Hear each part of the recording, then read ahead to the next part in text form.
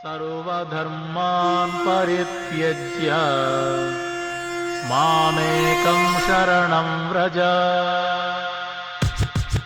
The miseries of material existence and the most hopeless conditions of life is the best possible opportunity to turn to God.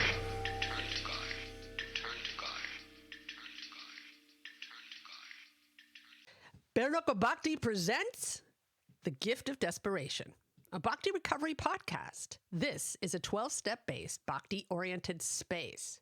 Here we share our experience, strength, and hope in the spirit of recovery from addictions and associated behaviors. Welcome. Mrdanga, again and again. Haribol. Haribol, nice to see you again. Yeah, likewise. Happy to welcome you again. In our always very deep and connecting talks and interactions, connections.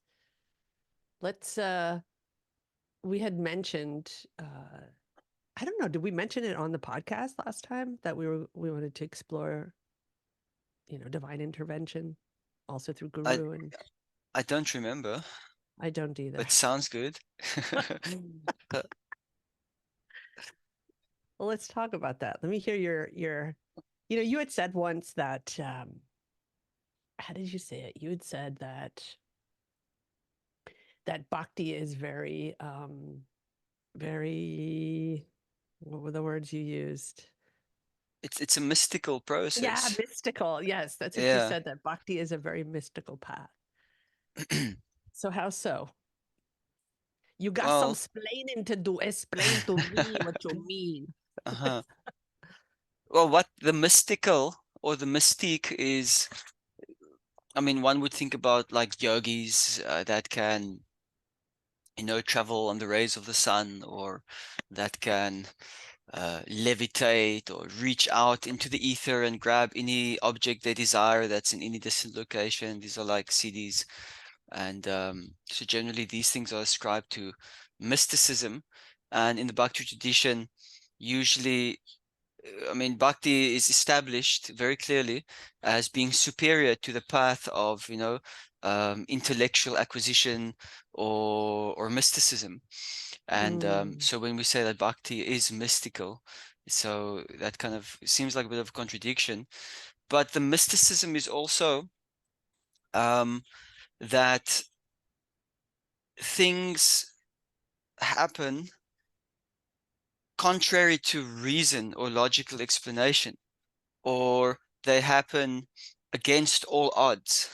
Something can happen, and especially if it happens because of divine intervention. And in recovery, divine intervention are one of the, I would say, fundamental principles of or events that actually ensures our recovery from addiction or associated behaviors.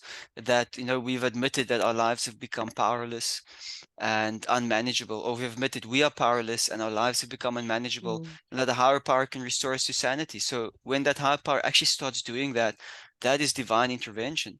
It's like against all odds, one is actually able to overcome weaknesses which are actually impossible to overcome, especially in Kali Yuga, when we really actually suck at being human beings, what do you speak of spiritual beings. Then to be able to really act on a level much higher than what we actually are due to the mercy, that is pretty mystical.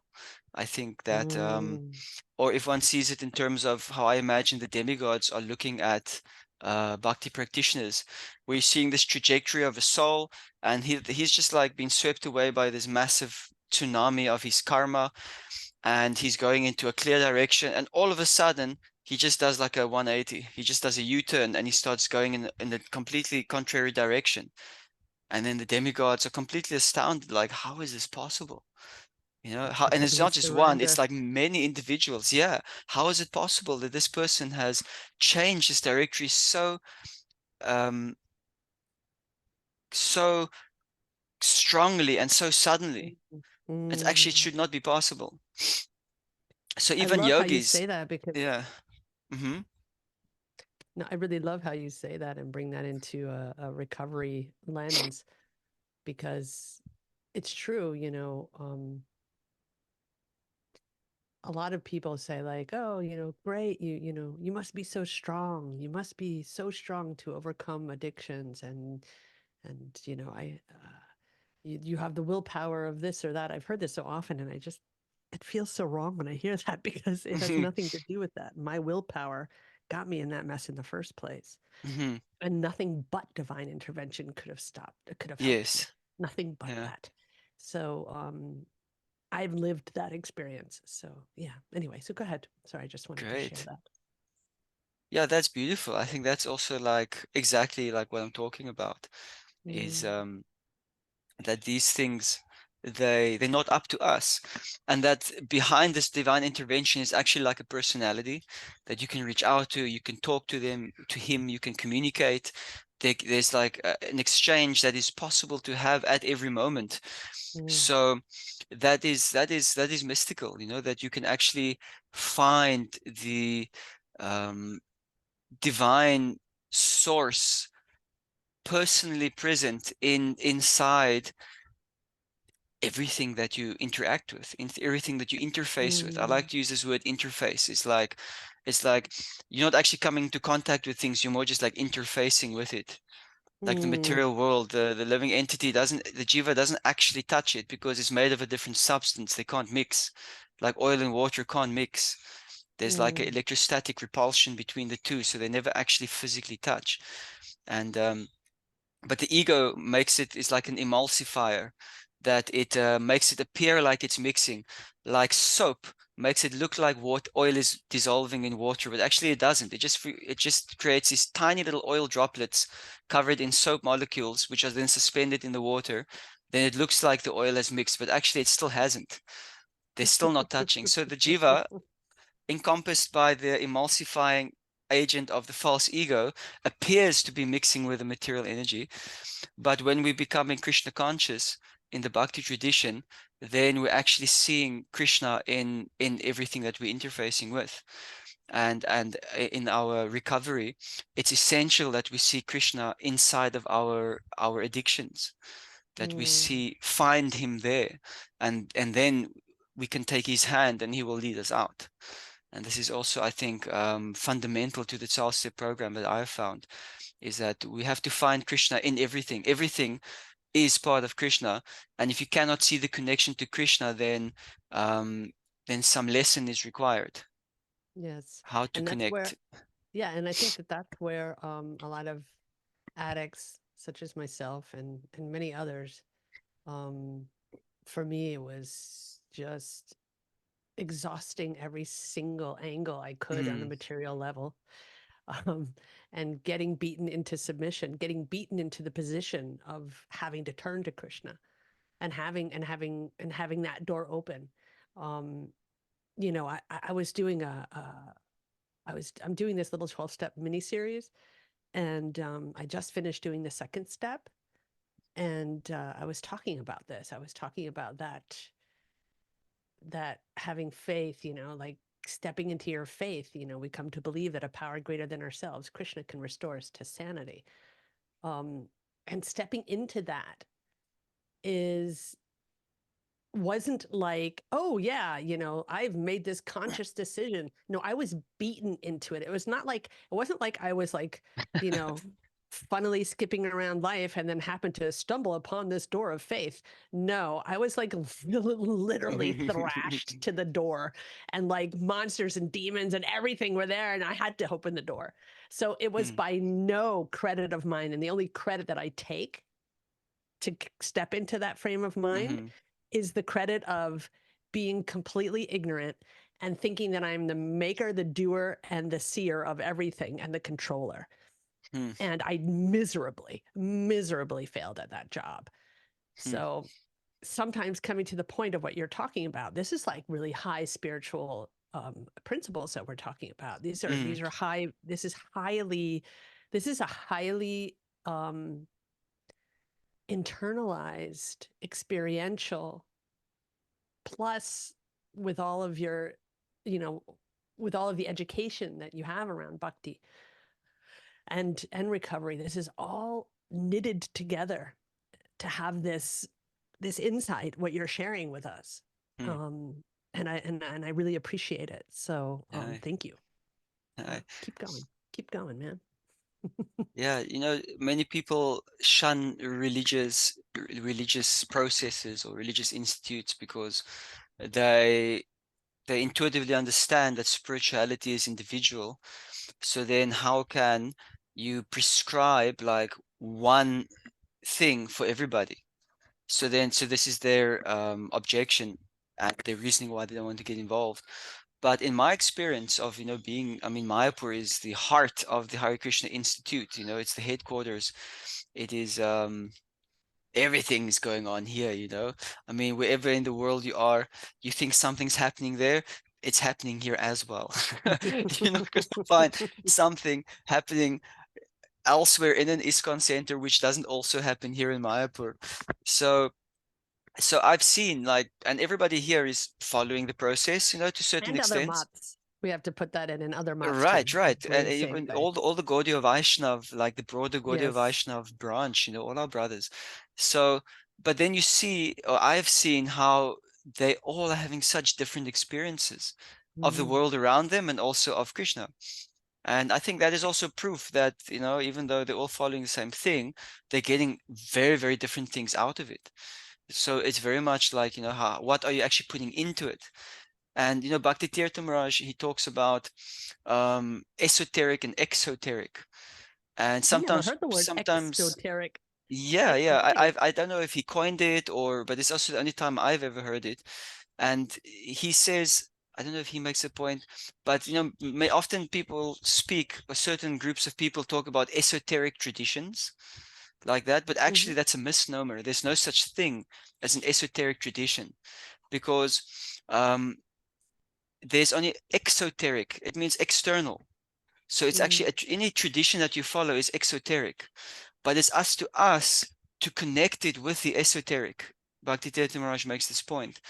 So when we follow something, if we're not getting something esoteric out of it, if what we're following is authentic spiritual practice, then it's by our meditation and by our internal endeavor and how we apply ourselves, we are supposed to make the connection with the esoteric.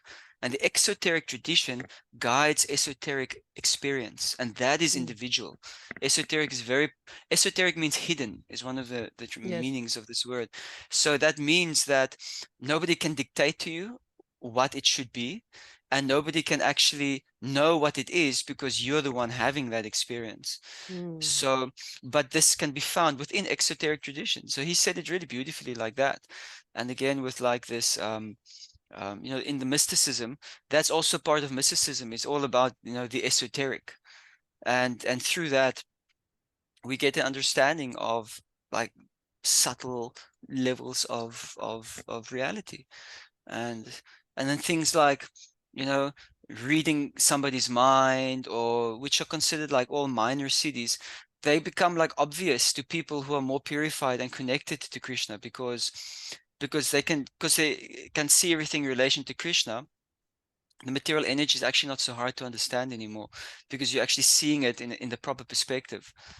You're not seeing it from the perspective of ego or illusion. And then From the things false become self. like evident, right? And then these things don't even become important anymore. I remember when I met some students in Cape Town when I was doing book distribution, and there were these two African young men, and the one was a bit more interested in the other, and the one who was kind of more making jokes, he said, will I be able to move a rock with my mind if I read this book? And I looked at him, I said, you'll be able to do much more than that. You'll be able to control your mind. And his friend's eyes went big like this because he understood that. Now that is a big task, that is actually impossible. That caught his attention. It's like, I can control my mind.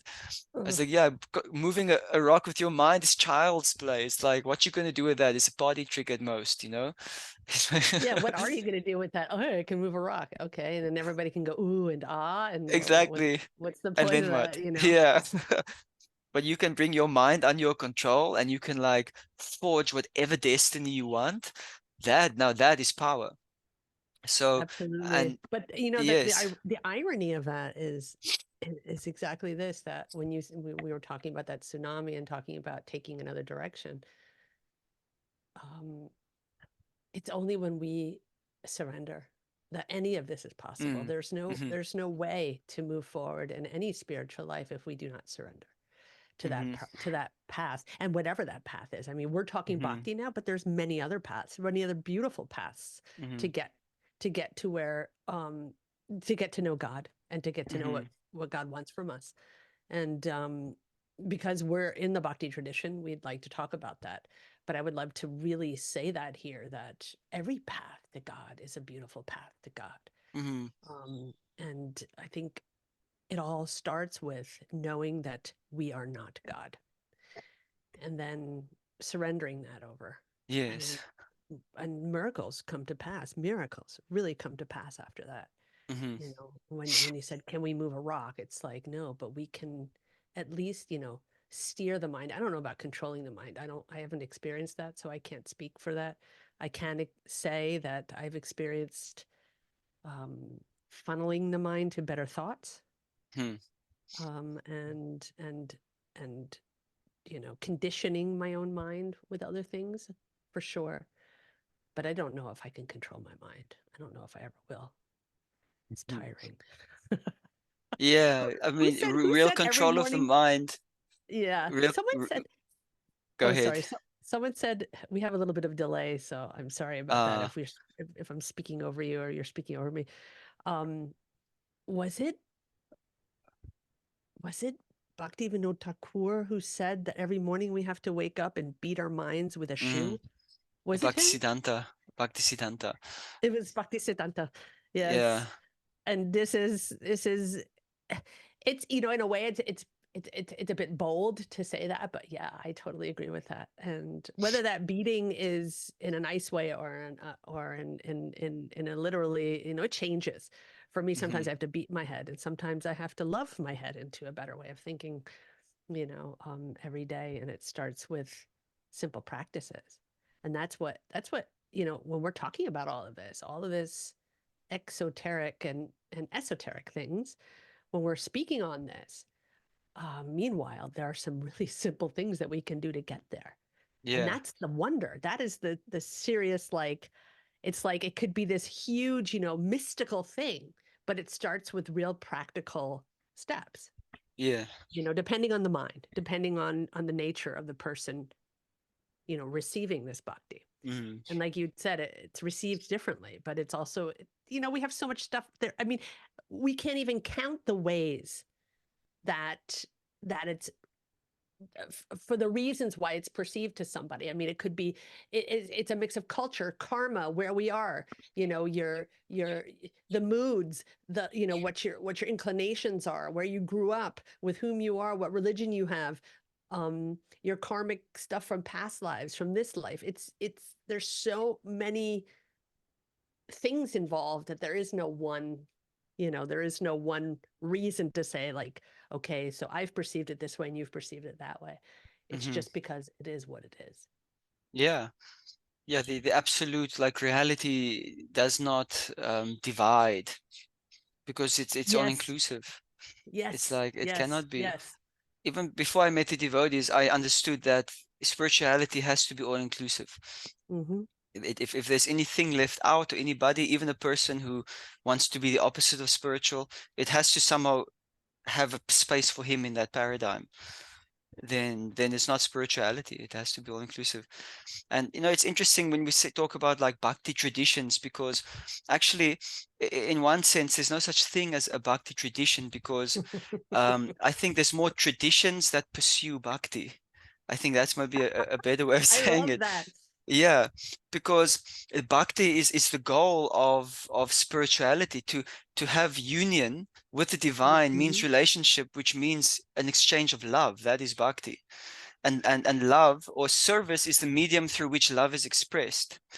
So Say if that you want to again. Say that service again. is Say that again. service is the medium through which love is expressed. If you love Service. somebody, you do service for that person. You want Yes. to do something to please that person, you know, and especially high levels of expression of love often involve accepting inconveniences for oneself for the benefit of the beloved. But And inconveniences are never felt, you know, there's no burden in love. well, the thing is, and this is where we're talking about, this is where we tread on conditioning of being codependent. We tread Hmm. on that. If that's not purified, if Hmm. we're not doing this in pure devotional service, this is not said Right. that we are doing pure devotional service. And Hmm. for me, I understand pure devotional service is through the lens of understanding that in a pure and clean way. And I think Hmm. addicts, alcoholics, all of us are codependent, every single Hmm. one of us. And sometimes we appear to be very selfish, but we're also very codependent. And what you're saying is the ultimate truth. But coming to that, what you're saying and saying, Hmm. service at the inconvenience of ourselves and all of that stuff, um, if not understood in the proper way, Hmm. in a way that's done its steps, in a way that's done its work, Hmm. that could be a lot. I mean, I've seen a lot of people leave bhakti, a lot of people leave Krishna consciousness because they felt that they were going way over their boundaries and getting taken advantage of for Yeah, service yeah. and all of that kind of stuff. And I want that to stop. Mm. I want that to Yeah, stop. if one is not feeling like okay about stuff, you know, then you don't have to go on, because Krishna says devotional service is susukam kartam avyayam. It is eternally lasting and joyfully performed. So if There you you're not go. feeling very joyful in your service, you should like consider whether you're doing it voluntarily or by force somehow or other. And if it's by Yes. force, then that's not bhakti. And No, you it's should you not. should you should you should be happy in the sacrifice that you're making. So there should be serenity, you know. You should be happy. Yeah. And And if it you're could not be, happy about it, it can be actually like a type of a, you know, in nonviolent communication, they talk about when you're listening from with the ears of the false ego and trauma, he calls it like yes. jackal ears, and you Yes. get something which is called a jackal yes. You say yes to something, but actually The you jackal. that's not in Yes. your heart. And then later, yeah, then later it comes out that actually you were not willing to do those things. And No, because you're you weren't. codependent or because you're this or that, you actually didn't want to do it, but you said yes because you have issues. And then later it becomes a Yeah, problem because and you're it a affects the people pleaser. relationship. Yeah. And it blows up in your face. Absolutely. Everybody becomes disgusted, whatever. And it turns out nasty every time. Yeah. And So that's why I I think think, you're making a good point. yeah. And I think it's important also that when we take service, even if it's a service we're not particularly fond of, to do it with boundaries and say, okay, how often, I don't know about you, but how often is it that you go somewhere to a temple and they're like, okay, we need you for an hour, and then like 6 hours later, you're done. Hmm. And it's like almost being guilted into staying. And I Mm-hmm. think there's an expression, the most compassionate people have the strongest boundaries, Mm-hmm. which means, and it's exactly what you were talking about within the Krishna consciousness, we do our we have compassion and we do our service in the time frame that is good for us and helping others at the same time, and Mm-hmm. however that looks. So if Mm-hmm. I say I have an hour and a half and I give happily that hour and a half, Mm-hmm. then that's the beginning of my service. Yes. And it's sort of a thing that you have to experience and kind of trial and error. With this trial and error, we have to really understand that when we're trying out on these new spiritual clothes, I'm saying this as a metaphor, and Mm-hmm. trying on new outfits, trying on, what fits, what doesn't, we're gonna make mistakes along the way, and we're going to be able to navigate through those. Mm-hmm. So yes, our goal is selfless service, but not at the cost of ourselves through the false ego. Right. Because it can become a pursuit of false ego then, and then it's not Absolutely. spiritual, and you're Yep. just gonna like increase your misery like that. Yes. Although I do recommend people, especially alcoholics and addicts, because we are pretty selfish, even though we are codependent. Um, I recommend us doing things at least sometimes things that we don't like for the benefit of others. That's Yeah. it. It kind of promotes humility. And if it's not because you can think like, oh, I have no business washing dishes, it's like, well, you know, think of it as a humble act to humble yourself. And through that act is where you're getting your spiritual nourishment, you know? Yes. Yeah, it's actually a very like, I think the right word is like nuanced like thing, Yeah. because it can go like either way. Then one can use that same reasoning now to say not to do things or push yourself to do things which you kind of don't want to do because your ego doesn't want to do it, but actually your spirit needs to do it to become freed Yes. from that. So That's why it's we have very like, it's sponsors and very gurus. subtle. Exactly, exactly. Yes. And why you have friends that you reveal your mind to and you can talk to them about it confidentially, and But you mentors, need sponsors. You need it. but you need the friends who are gonna not you need friends that's not gonna co-sign your bullshit. That's what you need. You're right, right. We're talking about real friends here. Yeah, yeah, we're talking Yeah. about people who can be like, hey, like, no, dude, no. Like, I No, think, yeah, you're just full of it. You should just do it. It's like, absolutely. So yeah. it is definitely that careful, slow dance, um, to figure that out. And we do Mm, figure it out through trial and yes. error. We just need to be patient with ourselves and with others around us, and be compassionate of ourselves and others around us, and know that, like, keep your eyes on the prize. The eyes on the prize is getting close to God. Yes. Exactly. So then even if there is like, so-called success or failure in these like endeavors of ours, that's not the goal. Because you said the goal is just to move closer to God. And Yes. like recovery, is not measured in days of sobriety. So it's measured in like how your heart is actually changing and how much you're actually Yeah. surrendering over your will to God's will. So that is actually a measurement of recovery. And so somebody who might be, Yeah. relapsing every couple of months could be making a lot more recovery than a guy who's been sober for 5 years. Yeah, depending Be- on how open they are to spiritual principles. Exactly, exactly. And how much they're actually surrendering like to God and Yes. giving over their Yes. will. So yeah, so because that is the goal. The goal is actually that, because yoga means union, right? Actually, the word religion Hmm. means the same as yoga. The Latin relego means to relink. To really, yeah, yeah, exactly. Yeah. Oh, So I that's a love that. definition of yoga. It's great. Yeah. Isn't that cool? Yeah. Yeah. So the Christian is also just another tradition in pursuance of bhakti, actually. Jesus was just, he Oh my was teaching gosh. bhakti one time. That was all he was saying, was just surrender to God, give everything over to him. He will sort you out. It's like, he simplified the presentation because the people in the time they were simpletons. They were, Absolutely. yeah.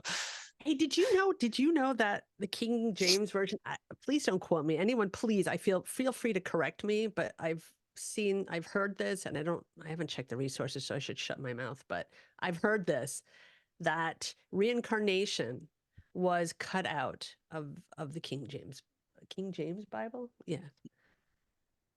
Yeah. And that it was part of the Bible. And what they wanted to do was not talk about reincarnation, because they wanted people to get it right this lifetime, Mm, and not think that they can, oh, well, next lifetime I'll get it better, or next lifetime I'll get it better. I've heard this. I'm yeah. open to anyone researching that and giving me feedback on that one. Well, it wasn't, as far as I know, King James. It was actually Emperor Constantine who had did that a couple hundred years after, um, you know, after Christ had left the earth.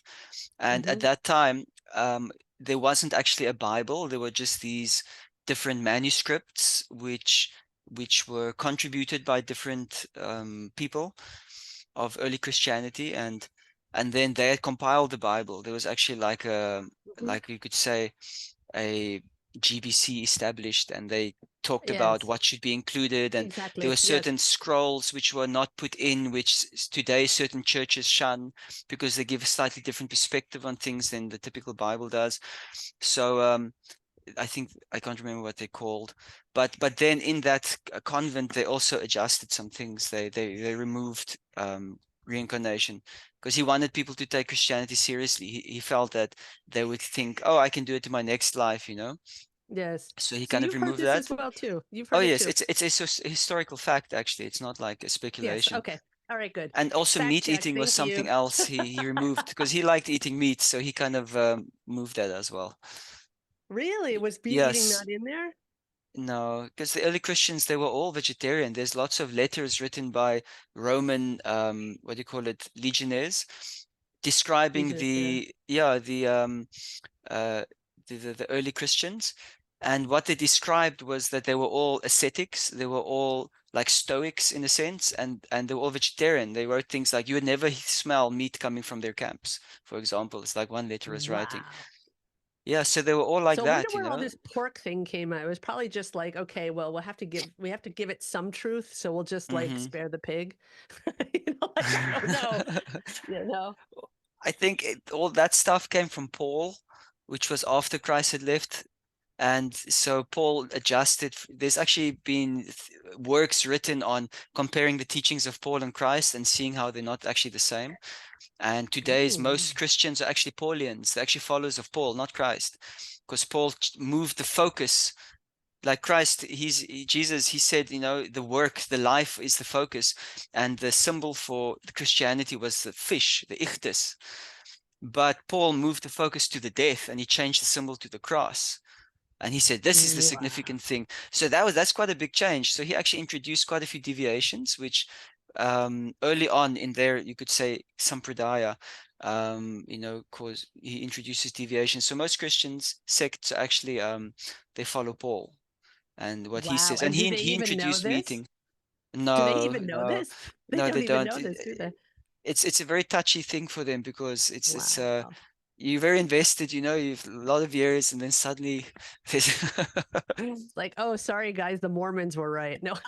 yeah, the guy who read it from a hat, he was like, No, you're all wrong. The Hare Krishnas, you yeah, know, the ones dancing on the street, they're all right. They're the right, right the ones. crazy guys. Yeah. Oh my God, it's so Mhm. funny. Oh gosh. Wow, you are like a religipedia. This is good. I like it. Uh, You know, yeah, I thought about these things a lot, especially yeah, when you know I me was a too. monk and I was meeting a lot of people. I wanted to when people would say something I couldn't respond to, I couldn't understand, or I couldn't see how it fits into my worldview with Krishna consciousness, then I had to like think about it and research it to see how where it should fit in. That's so Because cool. I yeah, love yeah, that. challenge myself. Inquisitive minds. It's great. Yeah. Yeah, it's really great. That's why I love having you too. It's always such a nice experience having you on the show because it's so yeah, we can really like dig in. It's, you know, Hmm. we really dig into both, you know, like this recovery and the deep, you know, deepness, the okay, I'm going to say esoteric, you know, exoteric. That's a new Hmm. word. I've got to see if that's even in the dictionary. Ah, Exoteric. I love it. Anyway, Bhakti Tirtha Swami is like just I next mean, level. Next level. yeah, I don't even want to like did you know I didn't know that his samadhi was in Mayapur. Yes. I didn't know You that. didn't know that. I You've didn't been know here a that. few times and you never knew I know that. I even have an apartment. I didn't know that. I'm going to go and sit there. That is going to be one of my daily practices. Huh. It's Are we nice. You allowed to should. do that? Am I allowed to like Yeah. sit on his samadhi or like right by it? Is there any kind of etiquette that I have to follow? I have not done this yet. No, just take your shoes off and go and sit there Well, of course. and chant. Of course not. Take your shoes off. No, I'll just leave my shoes on. No, do it. There's nothing, no prohibitions. I'm going to squirrel here. I'm going to sidetrack for a second. Do people take their shoes off in South Africa when they enter a house? Because Americans don't, and I think it's nasty. No, they don't. They don't. Americans When we don't have either. guests, oftentimes Ew. we have to remind them, just put your shoes over there. And there's already a I few know. shoes there. Then they understand. Oh, okay, okay. It's I figured they would because, you know, it comes from, you know, you guys have all, you know, you're Dutch basically, you know. And I thought I don't know about it, but I think in the Netherlands they take their shoes off. In Germany they do. They take their shoes hmm, off. Like every German will naturally come to your house and take their shoes off. That's kind of huh. a given. And I see like I remember just being, you know, growing up in America, I remember just not even thinking about it, you know, but now that it's like I've been here since I'm 22 years old, so I've been taking my shoes off ever since. Hmm. And then India as well. I really think about how utterly gross that is to leave your shoes on and walk through the house and tread all that nasty Hmm. bacteria everywhere. Now, the first time I ever took my shoes off to enter a place was at the Hare Krishna temple. Were you like, oh, that's weird? I remember that too. The first time I took my shoes off, I was like, I don't like that. No, I was totally down with it. I was like, Okay, okay, if cool. that's how they do it here, I was pretty open at that Yeah, time. cool. That's so funny. All right, let's stop talking like frogs. I love how Prabhupada says that. We're not talking about this kind of stuff. We're just rocking like frogs, croaking like frogs. Mm, So yeah, let's get back to this esoteric thing, let's into the magical, mystical, not esoteric, the mystical part. And mhm, I think we were talking before we started recording, and we were talking about like we can see bhakti or any religion through the eyes of how we want to. We can see it as a mhm, magical mystery tour, mhm, or we can see it as really practical, practical, simple ways in order to get to God, or we can see it as, a mix of both. mhm, And I think that's where it's up to our own mind as to where we want to go. And there's a seat for everybody on that bus. mhm. Yeah, yeah. Yeah, it really is, because we all individuals and we have different inclinations. So these inclinations, they don't need to be adjusted. And my wife asked me the other day something to the effect of she was not seeing the connection between the practice that we're doing and this goal that we're trying to attain with Krishna over there in the spiritual world, and trying to see the connection between these things, like the activities, because she's talking about like being a mother and doing these like mundane Mm. things from day to day, and that's pretty much most of her occupation every day. And I told her, but actually, this is the spiritual world. Like, everything is coming from Krishna, so everything is spiritual. Material is only according to our perspective. It's like Yeah. there's a cloud moving in front of the sun. The cloud is not covered. You are covered by the cloud, but you're still in the same part of the realm of the sun. But just because you can't see the Mm. sun due to the cloud doesn't mean the sun is gone. But that is how we're feeling. So I was saying this is Yeah. the spiritual world, which means right now you can connect to that if you want to. Every If you second. every single second, and that is basically what it's all about. And the religious traditions are just gives us a camp to keep safe in, to funnel our attention, or to assist us to funnel our attention Mm. into that reality. And Because tools. And and tools. tools, right, And because tools. without like regulative principles like do's and don'ts, we can stray off into places where it is very hard or impossible to access that reality due to what we're engaging in. So these things actually Totally. protect us. They actually Absolutely. free us. They are principles of freedom. And another way of seeing it is, it's not like when we say you don't eat meat, don't take intoxication, don't have illicit sex. Actually, what these things are saying: do have mercy, do be clean, do be truthful, do be austere. So these are actually do's, not don'ts. They're cultivating That's do's. beautiful. Oh, I love Yeah, that. yeah. I love that. It is great, isn't it? Because we don't like to not do things, but when you see the purpose behind it, it's like to cultivate these good Yes, qualities. Then it's absolutely. like, yeah, sure, why not? Everybody should do it. It's so It's going to make true. you so happy if you do it. You'll become I mean, if free that is from these things. yeah, if that is Hmm. what you choose. If that's what That's you why I choose. think that's why I think that different, spiritual traditions, different religions offer different tools. And while our Gaudiya Vaishnav tradition offers different tools such as the four regs and chanting and then having a spiritual master and those as tools through all of the literature and books that we read as well. And the program, which is not a religious program, the 12-step program offers us many tools, 12, Hmm. 12 steps um, and a rich, rich rate of absolute success in working these programs. And Catholicism has their ways, and Judaism has their ways, and the Muslims have their ways, and everyone has their own ways. Hmm. And so what sometimes I think could be misunderstood is when I say that my door is wide open, and you had just touched on the fact that we that it's freedom, all these tools, this leads to freedom, and if we go astray, it can get confusing. That is why picking one, even if it doesn't feel completely right at first, is very important. Hmm. But still keeping the door open to the mood of the same principles, maybe through a different tool. Yeah. You know what I mean? Yeah. So it's like when the funny thing is when I'm praying to Krishna and Radha, all of a sudden Jesus will come skipping into the picture, and he's Hmm. like, hello. Haribol, Haribol. Haribol. Like, hey, Jesus, So, but it doesn't mean I'm going to, convert myself to Catholicism. I just know that it's bona fide. That's all. Exactly, exactly. We Yeah. appreciate that. And when we apply ourselves to whatever religious tradition we have chosen, which is cultivating love for God, I would say for me that would be like a guiding. If somebody would say, how should I choose, then I would just say, look for that which will cultivate your love for God. I would give that as like an advice to choose something.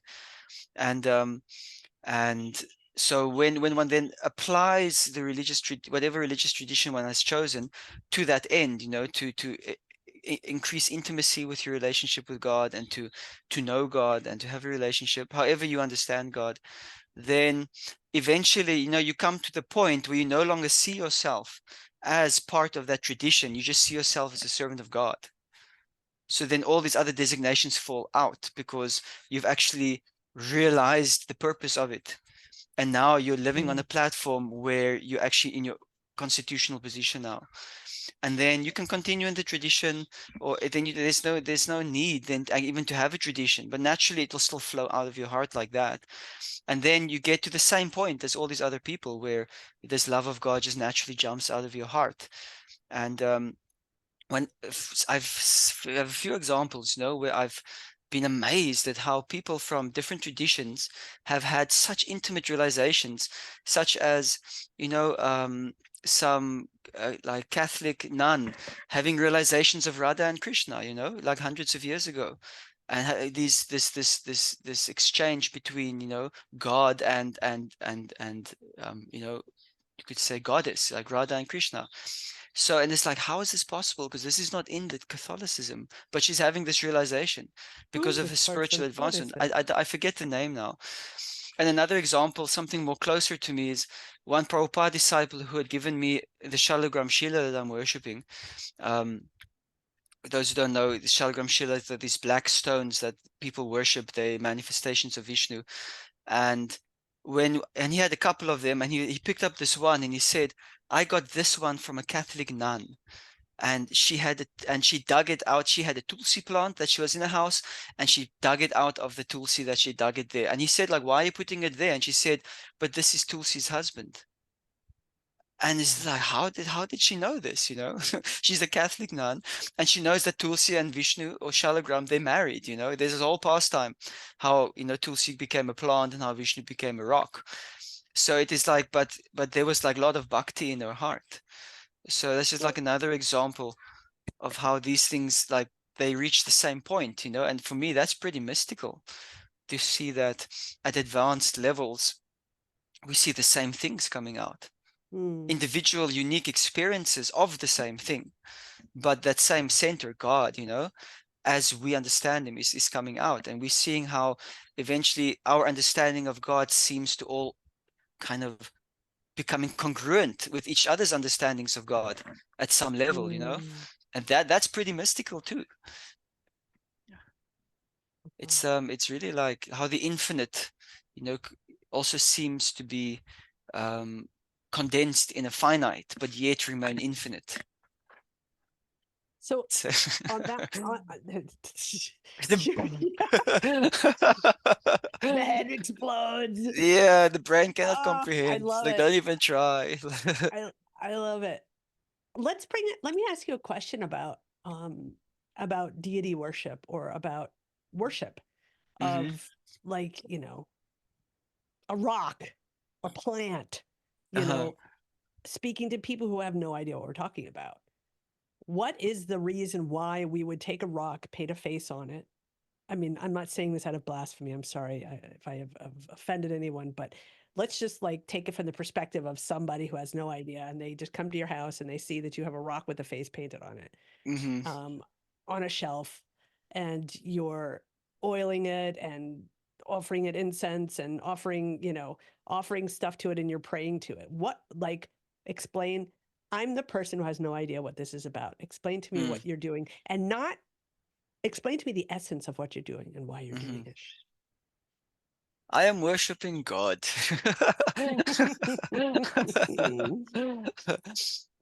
Well, the essence of it is that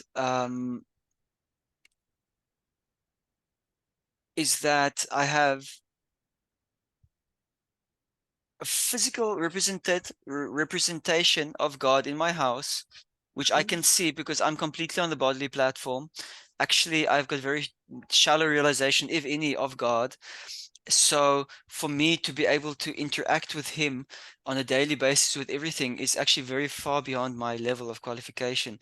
So to have a form, a deity, or a rock, which is authorized by these ancient Vedic scriptures, it's not just somebody's speculation, made it up and decided, oh, these are pretty rocks, I think I'll worship it as God.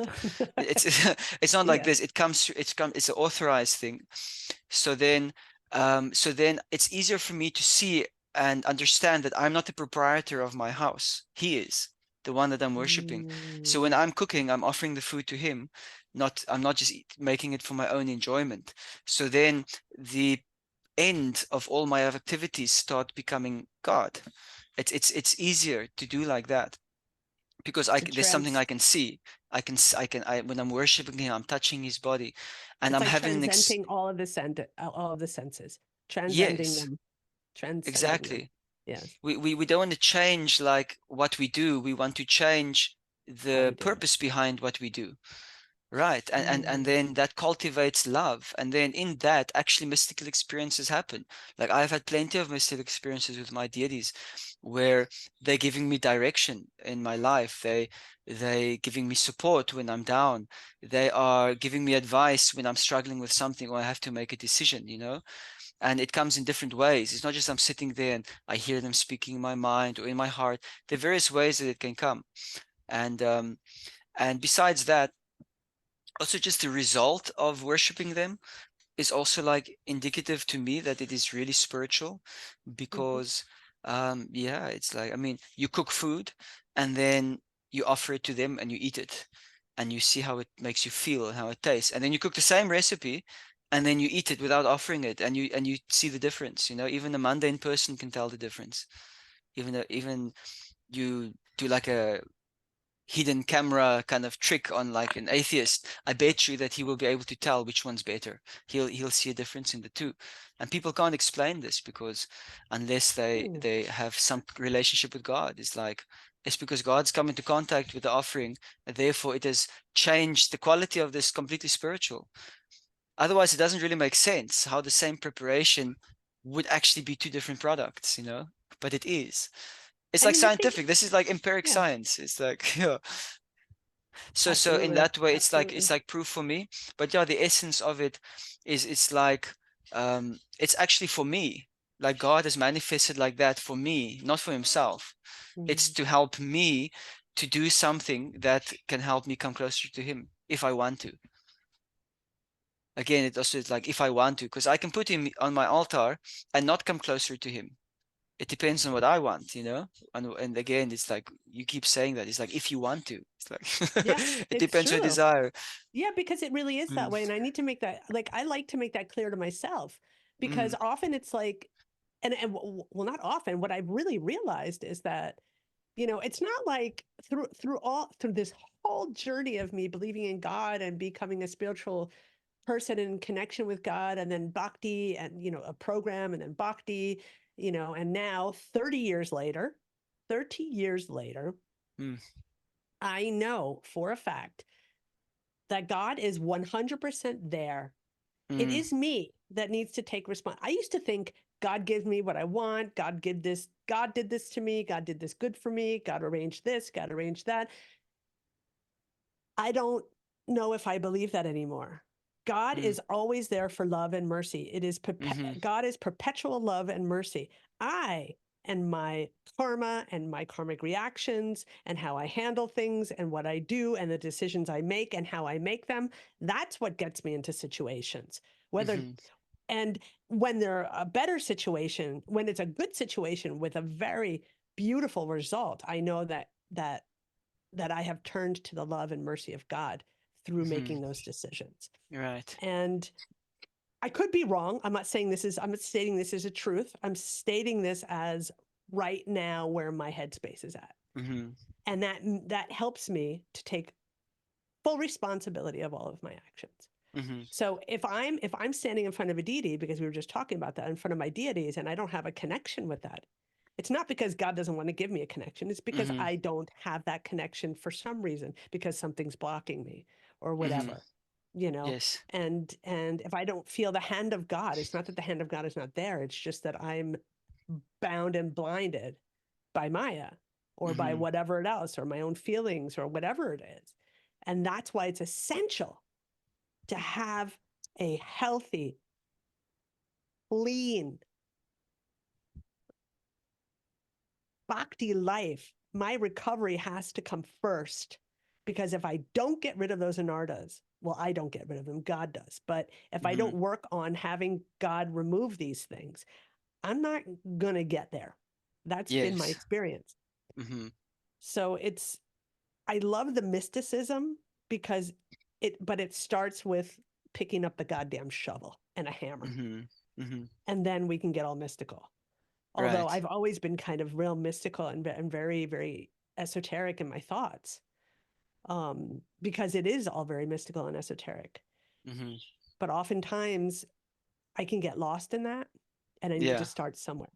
And when I start somewhere, when I start somewhere, it's usually just with a shovel Mm-hmm. and a prayer. Yeah, we're not supposed to pursue those mystical experiences, because then you want to get something for yourself, and then that's not love. Yes. It's like a business exchange. I will do this, and then you will give me that, and that's not really a deep level of love that we want to cultivate. And for those who want that, they'll be happy with that. But personally, I'm not satisfied with that type of exchange. So it is like, but just by, like you say, you picking up the shovel, automatically those things happen. But the heart needs to be open to those experiences also, Yeah, and then they will absolutely. automatically happen. And they do happen, and you don't have to be advanced. This is also this thing that I've noticed among many devotees. Mhm. They feel that you have to be ultra advanced to hear the deity speak to you. It's not true. It's like there's nothing that can affect God's ability to connect to you. Doesn't matter who you are, he can connect to you however he wants to. It's not like, oh, God can't connect you like this because you're not advanced enough. It's like, oh, Right. so you're putting a limit on God. It's like, Yeah, yeah, that's exactly. It's that like they you're don't putting your understand that's what they're doing, but that's actually your what they're human doing. limits on God. That's so ridiculous. Exactly, exactly. I can't Oh, call you because you haven't recharged your mobile bundle, right? So then your service is inactive now, so I can't call you. So right. it's like that. That's a Sorry, good you way. have to I recharge love it. first, and I can call you again. That So is there's no so limit. funny. So he can do that. He can do that. But we need, as you say, we need the humility, and we need to have the tuned into the right frequency to receive that signal Mm, for God. It's like the, absolutely. the, the sun shines or the rain pours equally over everybody and over everything. But whoever takes advantage of the rain, that's up to us to take a bowl and hold it there in the rain and capture it. And then we can take advantage to collect that rain or the mercy. So in that way, like, the mercy of God's available equally to everybody. It's just a matter of, do you want it or not? Again, it's like, if you want to, it's there. If you want to have an intimate exchange with God, it is there. It is Yes. available. Yeah, if you want to recover, it is there. If you want. If you want. Yeah, Yeah. God gives us what we want, right? I mean, Yeah. we ask And for and it. And the cool thing is, like, whether you want to or not actually does not define your character either. So even if you don't want to, it's fine. It's your choice to make. You're a sovereign Sure. being. You can choose it, and you can also then live with the consequences of it. That doesn't mean you're good Absolutely. and bad. It just means what it is. You're It is what learning. it is. You're Yeah, just learning. yeah. If you want. If you want. Some people don't want to learn, and that's No, they also don't. fine. But they're Yes, gonna suffer. They're I gonna know. suffer.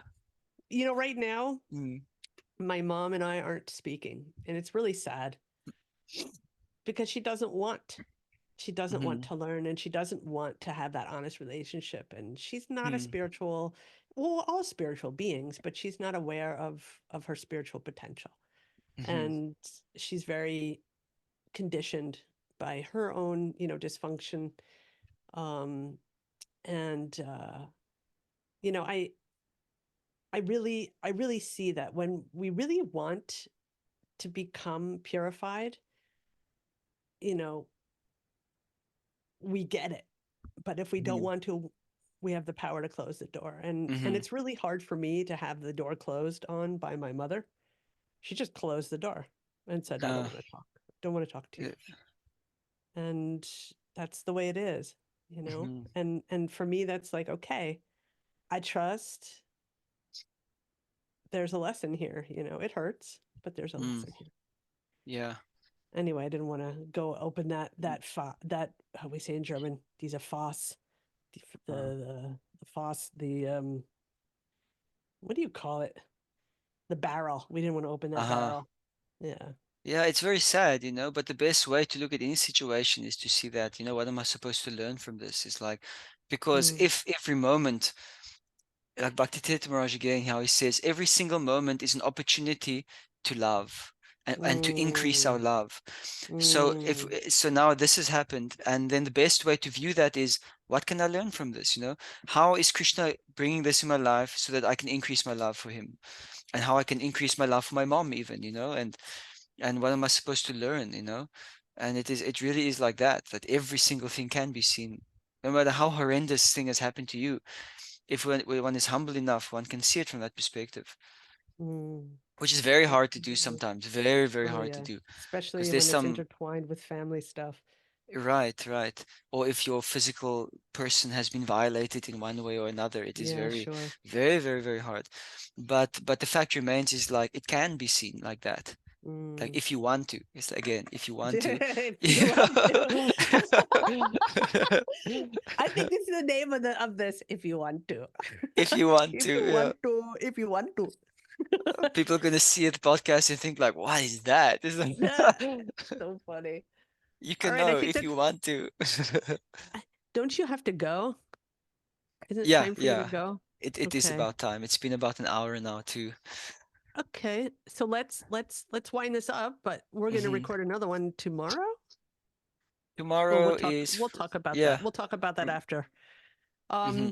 Thanks again, and we're going to be continued on this one. And I miss you a lot. I love you, and I love your family. You guys are great, and thanks again for being Thanks. here. Yeah, I Right. really enjoy it. Thanks for all of your insight. It's really special, and you're a very special person. I say this Mhm. always, and thank you. I'm just Haribol, a everyone. product of Oh, mercy. yeah, we all are That's all. a groveling sack of bones. Yeah. All right, Amazing. Okay. Haribol. Thanks, Jiva. Hare Krishna. This concludes another episode. Thanks for listening. In order for me to serve this community to the best of my ability, I welcome feedback. Please write your feedback at bhaktirecoverypodcast@gmail.com. That's bhaktirecoverypodcast@gmail.com. Also, please don't forget to follow and give us a 5-star rating. Share this with family and friends. If you'd like to join our Bhakti Recovery community or just find out what we're all about, please visit our website at www.bhaktirecoverygroup.com. That's www.bhaktirecoverygroup.com. There are no dues or fees, and we meet daily.